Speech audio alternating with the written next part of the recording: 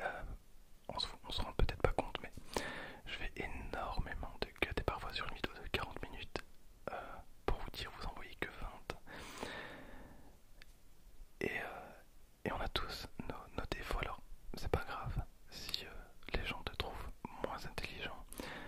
Pendant longtemps, et évidemment on m'a trouvé beaucoup, enfin je dis évidemment alors que pendant longtemps on m'a dit que j'étais stupide.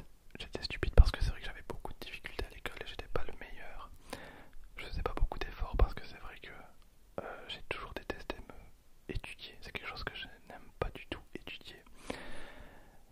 Mais au niveau des cours, c'est vrai que ça allait pas trop. J'ai fini par être diplômé. Mais j'ai eu un parcours scolaire un peu chaotique et j'étais un petit peu le boulet de la classe. J'étais le type qui fait rire tout le monde, sauf les profs.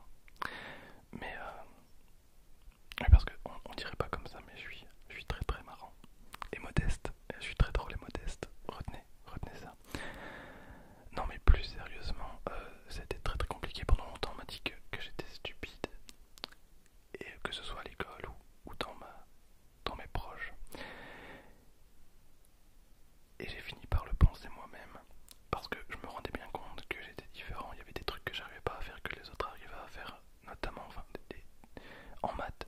Je suis nul à chier, mais vraiment je suis nul en maths.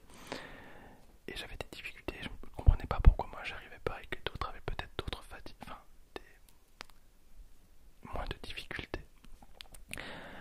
Et puis j'ai compris, et puis on m'a appris qu'il y avait différentes sortes d'intelligence. Il y a une infinité de sortes d'intelligence, notamment l'intelligence créative.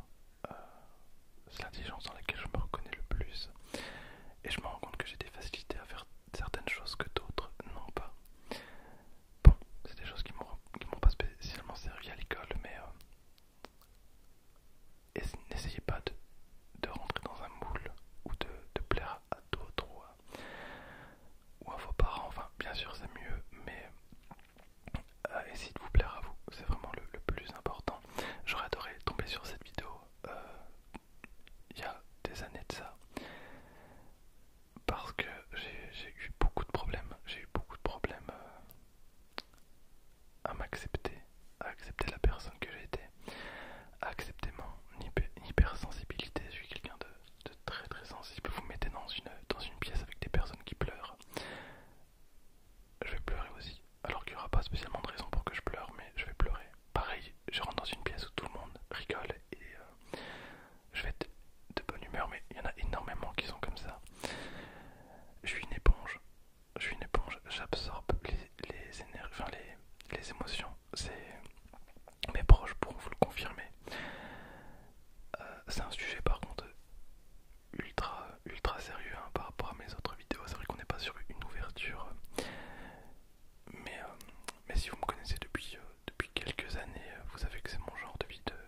Voilà, je suis comme ça, j'aime bien faire ce genre de vidéo. Alors j'en fais très très peu en ce moment, mais je voulais vraiment te dire que tout va bien. Vraiment, je te dis, on vit dans un monde qui est où c'est la course, où on essaye de montrer notre meilleur visage, où on a honte de nos défauts. On essaye, c'est notamment une des raisons pour lesquelles j'aime pas trop TikTok. TikTok parce qu'on est vraiment sur de la perfection et j'aime pas trop. Donc c'est pas grave si t'as des cicatrices, des boutons. Euh, c'est vraiment avec énormément de recul, parce qu'il faut vraiment du recul. Pareil, les boutons. Alors j'avais pas beaucoup de boutons quand j'étais plus jeune. J'en avais un seul qui revenait tous les 15 jours. Tous les 15 jours, un mois, j'avais un bouton sur mon nez. Horrible, vraiment, parce que je pense que vous avez remarqué que mon nez, c'est genre